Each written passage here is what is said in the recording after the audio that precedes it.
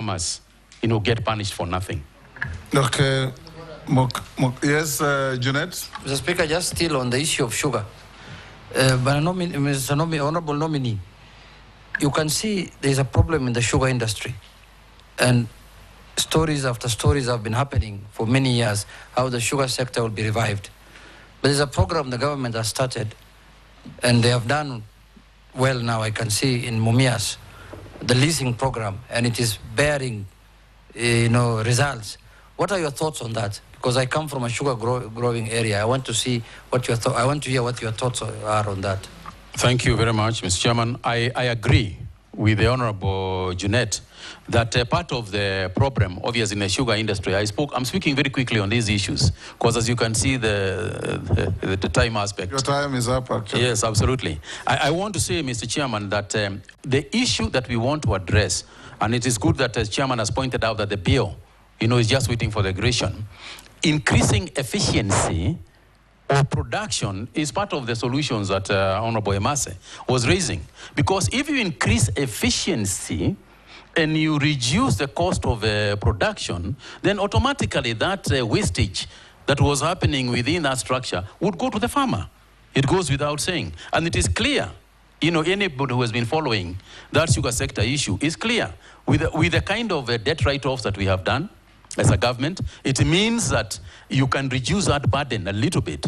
If we then get licensees, these people who want to work with, who want to partner, the DCs who want to work, with the sugar sector, whether it is, especially the government-owned mills, if they want to come to us, and the farmers are in agreement, and the caucus within this parliament is in agreement, that that's the way to go, in order for us to create efficiency in the sugar sector, by all means, that's what we should do.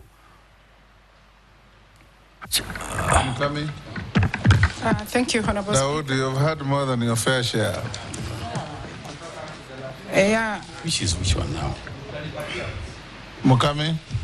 Thank you, Honorable Speaker. Honorable Speaker, let me first declare that I'm the county MP of the nominee.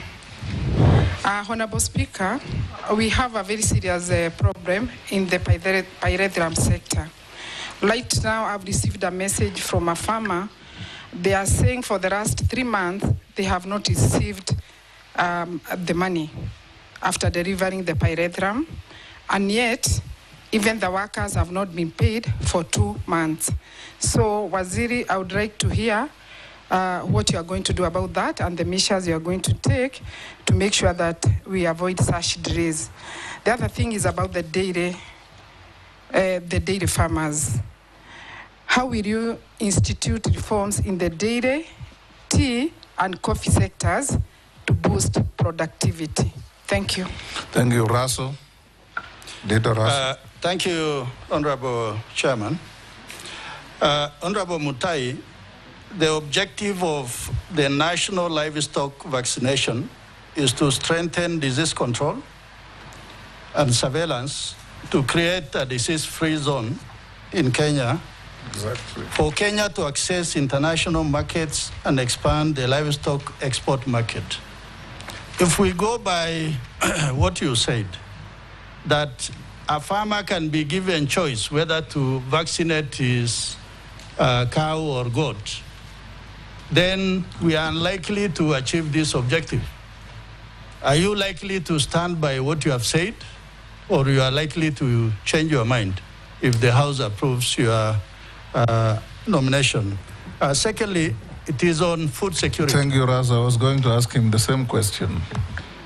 On food security, I really want to hear from you. 20% of Kenya is the only arable land available for food production. And 80% is ASAL, arid and semi-arid land.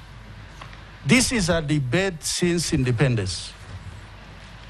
And you could be the 20th or the 30th Minister for Agriculture. If the House approves your nomination, I want to repeat that again. What is it that you are likely to do? Because food is expensive today in Kenya. Production of it is expensive. And more importantly, it's because of the scale of production that is low. So in a sense, food must be expensive. As the nominee for the Ministry of Agriculture, what is it that you are likely to do so that we expand the envelope of agriculture food production? And at the same time, what is it that you are likely to do so that there is incentive for farmers to actually feel that, yes, I can produce more maize, I can produce more potatoes? Thank you, Honorable Speaker. Mule.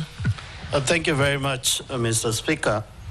My concern is what he began with, that is the marketing. And I want to put it clear to you that the country faces challenges in marketing, leakages, and distribution of produce, especially from the local farmers and small farmers, to brokers who take advantage of the fragmented distribution chain to enrich themselves. What do you intend to do to improve the domestic market links and information systems within the market? And last, Mr. Speaker, your predecessor sat there and I asked him about the tea issue in Mombasa. And he promised that committee, once he's approved, he'll deal with the issue within weeks. Up to today, maybe that's why he has been deployed to be an ambassador. Up to today, we are still talking about issues of tea stack in Mombasa. And your predecessor also, when he sat there, we talked about the local Mwanainji, Wanjiku, Kinuthia, who is planting tomatoes. Yet we still have influx of products from the neighboring countries within. And yet the cost of those products at the market are cheaper than the Kenyan produced products. And this is across board. That is tomatoes, cabbage, maize, onions, and everything. And you need to spur that growth of productivity at that level. What are you going to do if you're approved by the House? And putting in mind, we were given a promise by your predecessor a month or so, nothing has happened. 2 years down the line. Yes, go ahead. Thank you very much, Mr. Speaker, Mr. Chairman. Mr. Chairman, I want first to start with admitting that the pyrethrum sector that Honorable Mokami referred to is in a mess.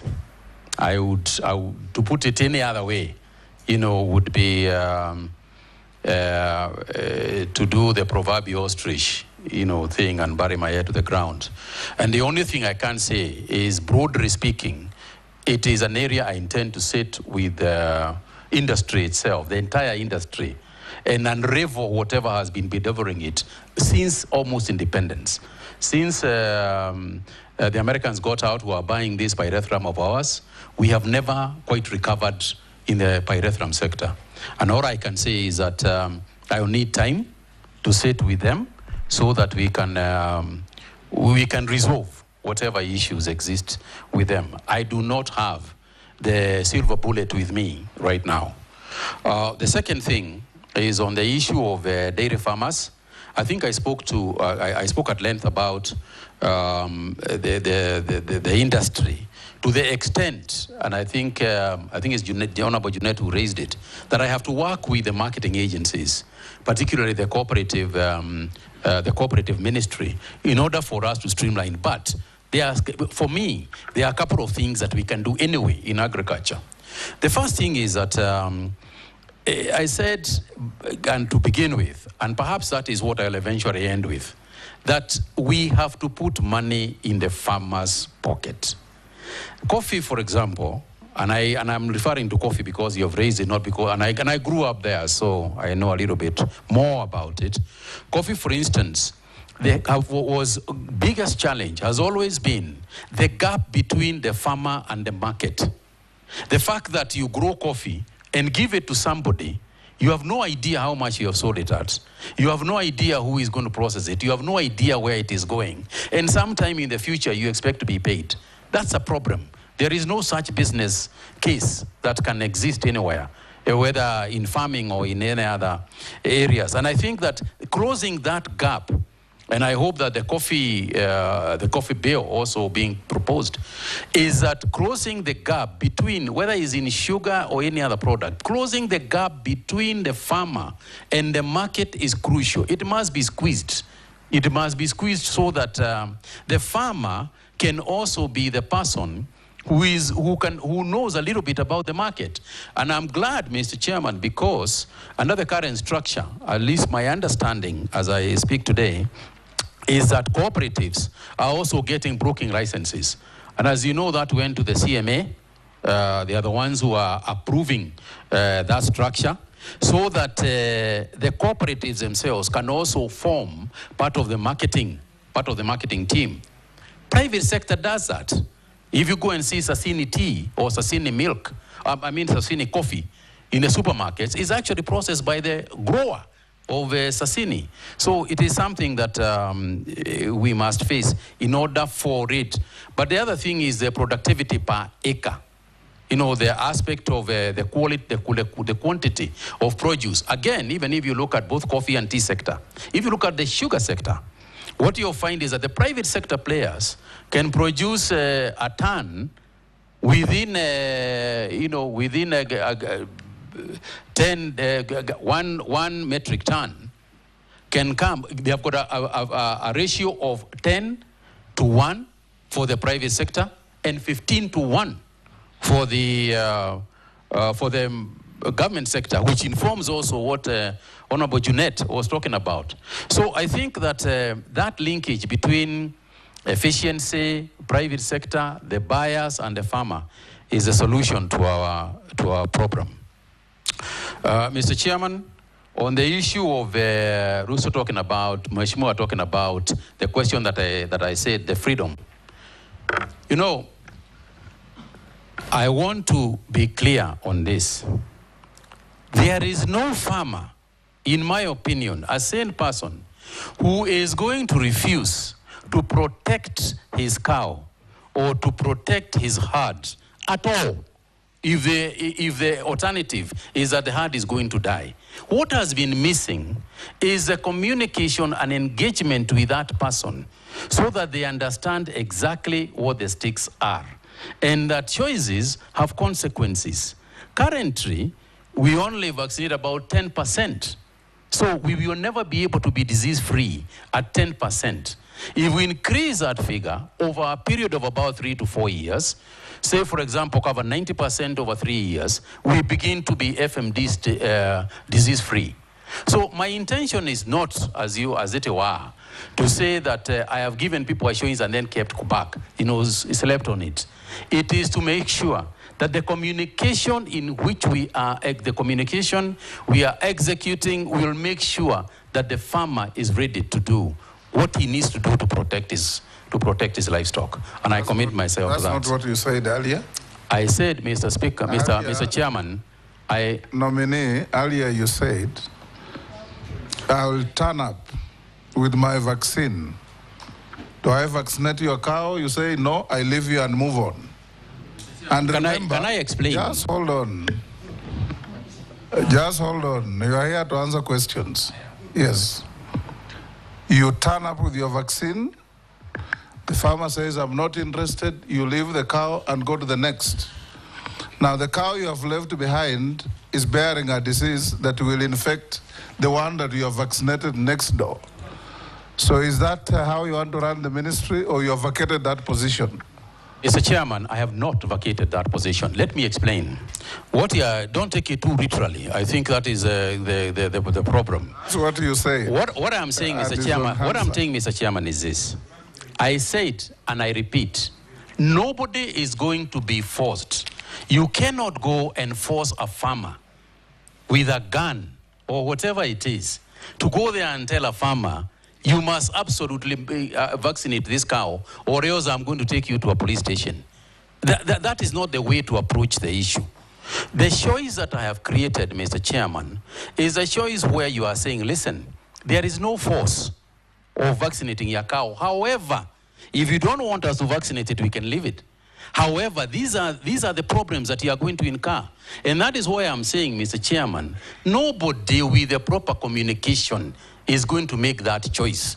What you cannot do is go there at gunpoint and tell somebody. You can imagine the kind of fighting you might have with some people, with pangas and so on, if you try that system. So all I'm saying, Mr. Chairman, and don't take it too literally, is that we will give people a choice, but we'll make sure that they make the right decision. Mule. The last one from Mule.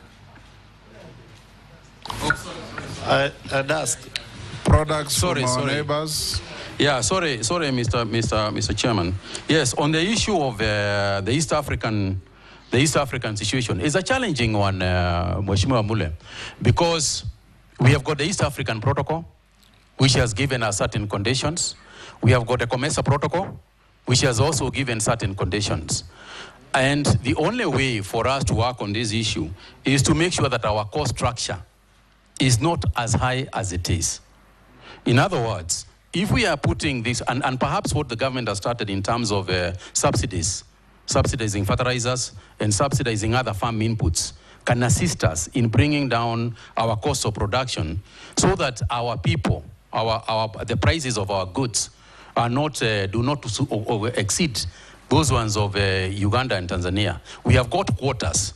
And I think there's a discussion between the East African countries that has got to be done, because don't forget that even as we complain about what they are bringing in, they too are complaining about what we are taking there and the balance of payment issues between the East African nations. So I think eventually it will come to an equilibrium, but I think on our part, on my part, my role and my job is to try and make sure to mitigate the circumstances so that we are producing at an affordable rate where we can both make money for the farmer, but also make sure that the consumer is not advancing for the importation of others because they are cheaper than their own products. Thank you, sir. Thank you. A few questions from the public. Mr. Speaker. Yes. He didn't answer the second part of my question, which is on the issue of ASAL. The ASALs. Yes. I think I'd spoken a little bit about that issue of food security and the issue of ASAL region. But let me just quickly wrap what I had said. I had said that we need a huge infusion of our research organizations in those areas, particularly the arid and semi-arid areas, because the farming in the area we have got to bring products that are conducive to the climate. The climate won't change. So it is our climate, it is our products that must change to suit the climate. If it is the question of damming, and I said earlier that I would work with the Ministry of Irrigation, the Ministry of Water and Irrigation, to ensure that we are doing more dams that we are. Some county governments have done a fantastic job in terms of creating water ponds, for example, that can be used both for crop as well as livestock support. But I think there is more to be done, and I think that I will work with the county governments that are in place and see where the support that we can give in terms of creating these disease-resistant crops, drought-resistant crops. And I think I'd spoken to that issue a little bit earlier. And you are right. If we don't address, the semi-arid area has to be in the future the main farming area, because it is a larger part of Kenya. But we also have seen countries in the world that are within very dry areas making huge production. I mean, Egypt, we have got Israel, we have got countries around us that we can copy. Australia and so on. So we can do it. It's a question of the political will and the time to do it.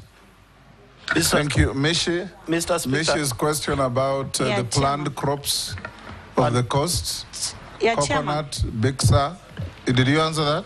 And Chair, also... Yeah, Chairman, yes. Just on the same breath, there is one section of farmers which you have not addressed, and I want to talk about it, to ask the question on the horticultural farming.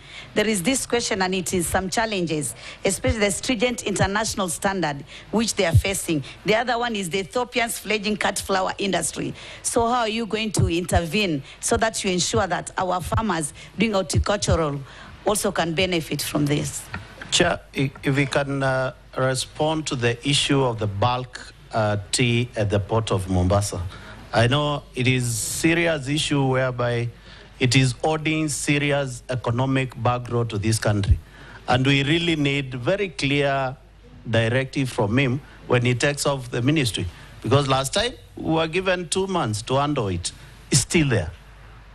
And farmers are suffering. Nominee. Thank you very much, Mr. Chairman. My understanding, Mheshimiwa, is that, and this is something that I had consulted even with my predecessor on the matter, is that the Munyi-led team has done a substantial amount of work in terms of reducing the quantity that was there lying at the port. I understand there was almost 100,000 metric tons, and right now they are probably talking about some 20 to 30 remaining. That's my understanding from where I sit. So because of the changes that they made in terms of the fixing or the removal of the fixing of the prices, I think that the situation is easing away. But this is something I can only talk about from what I have been informed. This is something I need to be there to see. But I'm aware of it. I am aware. I have been looking privately on my own about what is going on in there. I happen to know the committee people as well. So I'll make sure that I get involved as much as I can. I do not wish to give a week or two, because I don't know the intricacies of the issue. But I can guarantee you that I'm going to get into the thick of it as quickly as I can. On the issue of horticultural farming and stringent international standards, yes, it is true that we are facing stringent international standards, but I think the horticultural sector is faced with both local and international hostilities that we can deal with. For example, the exports, on the export side, that's one of the areas that I know they have been complaining about. It has been there, is common knowledge in the newspapers, talking about the many small taxes and deductions and all these things that they have to do. And that's what I refer to as supporting. We need to support them, remove some of those things, export more, and then you can tax on the income taxes, and you recover your money through the volumes, not through the initial prohibitive taxes. And of course, on the issue of the international trading space, within the World Trade Organization and other organizations, I think that working with the Ministry of Foreign Affairs and of course trade is a question of ensuring that the conditions that we are getting from particularly the European Union, because that is where most of these products are going, and also diversifying our market so that we don't depend only on Europe. I think there are various other markets that we have not critically looked at that we can, to make sure that we become competitive. Part of the reason why our competitors can fix us and give us stringent measures is because they know you don't have a choice. But when they know that you have a choice and you can deny them those beans, they will listen to what you are saying. Yes, thank you. Europe has now given us quota-free, duty-free. Yeah. So it's now for you, if you are approved, to ensure that standards are maintained. Thank you, sir. Some Kenyan has sent this question. How do you plan to promote and expand feedlot farming in Kenya as a strategy to improve animal productivity? Another one.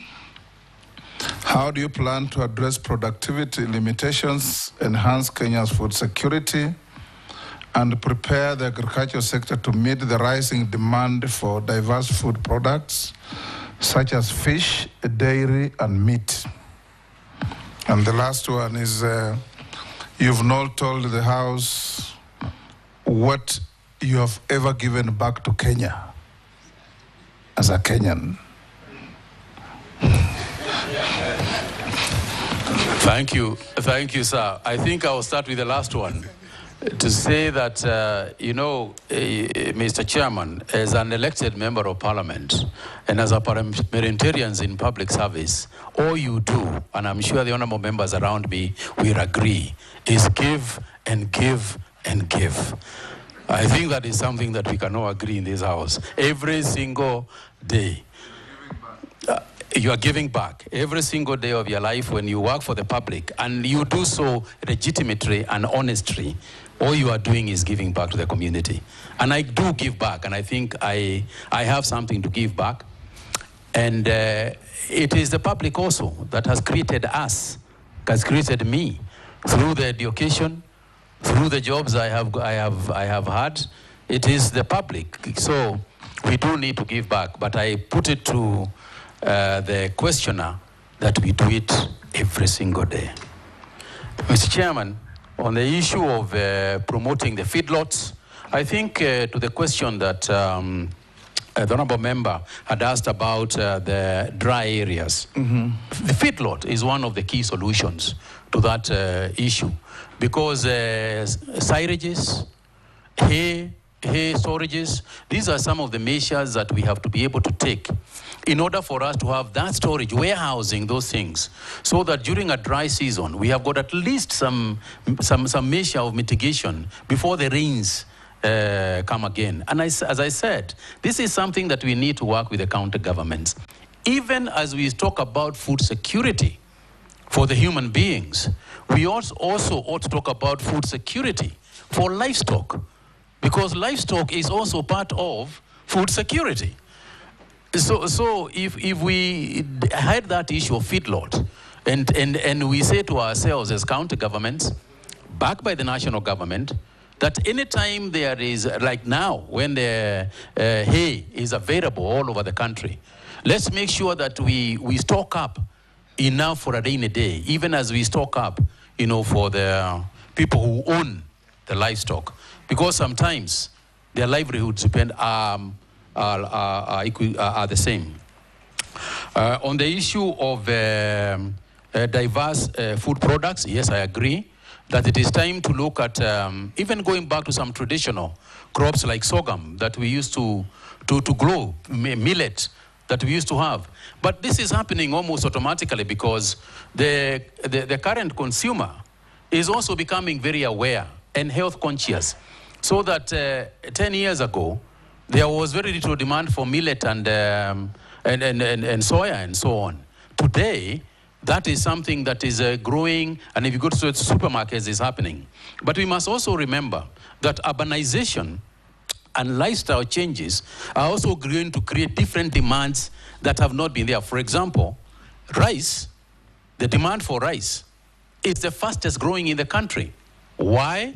Because of lifestyles, because people in urban areas can cook rice a lot faster, that they can cook other foodstuffs. So we have got to adjust the farming issues in a holistic way. We have got to look at farming holistically, relating it to changing lifestyles and changing needs and consumer behavior in the country. Thank you. We're coming to an end of your engagement with you. There is a long affidavit sent by Mr. Aura.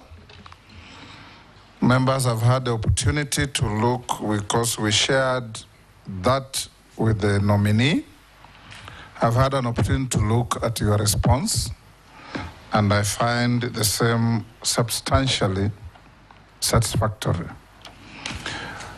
I'll now ask you a few mundane questions. What is your net worth in terms of wealth? Mr. Chairman, my net worth currently would be around 800, I want to get the exact figure, 842 million shillings. Made of? Made up of essentially my wealth is in assets, is in real estate, is in pieces of land here and there accumulated over many years. Have you ever been convicted? No, sir, I have never been convicted. Of a criminal offense in a court of law? No, sir, not once. Have you ever been adversely mentioned in a parliamentary committee? No, sir, not to my knowledge. Do you hold an office in a political party? No, I do not. Have you ever been dismissed from office or removed from office on account of contravention of Article 75 of the Constitution? No, sir.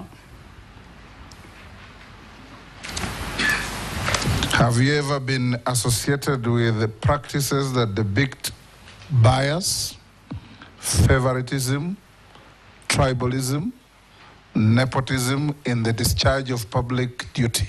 No, sir. I'll now give you 2 minutes to make your concluding remarks to this committee. Thank you very much, Mr. Chairman. Mr. Chairman, I wish to take this opportunity to thank the committee for a very engaging debate on this matter. And I want to assure the committee that going forward, I look forward to working with you, collaborating with you in this House, because half of the work that we are going to do, or a fair percentage of the work that we do, is collaborating with the members of the National Assembly and members of the Senate. I want to assure you that some of the issues that we have raised are issues that we are going to look at, we are going to study, we are going to execute. I have no intentions of wasting 2 years. That is a period that I have, and I will do my utmost not only to set the ministry on the right path, but also to address some of the challenges that have been bedeviling the ministry over a long period of time. I thank you, Mr. Chairman, for your indulgence. Thank you very much. Unless you are lawfully held, you are now released to go to your other duties. Thank you, sir. Thank you. The originals of your documents, make sure you go back with them.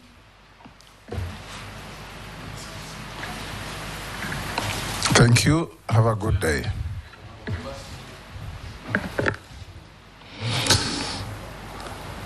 Members, it's now 2:35.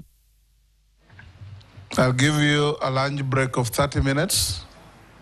So be back here at 3:05.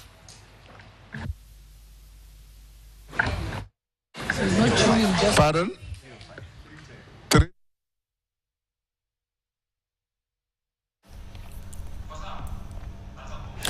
All right, that is Agriculture Cabinet Secretary nominee Mutahi Kagwe there, appearing before the Appointments Committee, explaining or speaking for himself on why he is best suited for that particular position. Remember, he was nominated by President William Ruto in December of last year.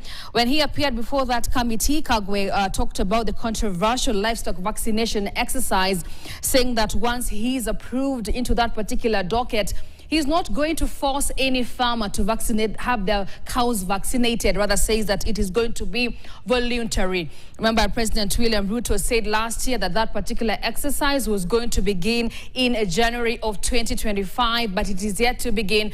Perhaps the president is waiting for a substantive cabinet secretary to be in place so that that particular exercise can commence. Also, apart from that, he said that he's going to fight cartels in the tea and coffee sectors, just as he did in the health ministry. Remember, he was the health cabinet secretary under the regime of retired President Uhuru Kenyatta, saying that he is going, as much as it is not an easy task, he's going to fight off the cartels once he is, of course, approved or taken over that particular docket. Much has been talked about by Kagwe there as he tries to say why he's best suited for that particular docket.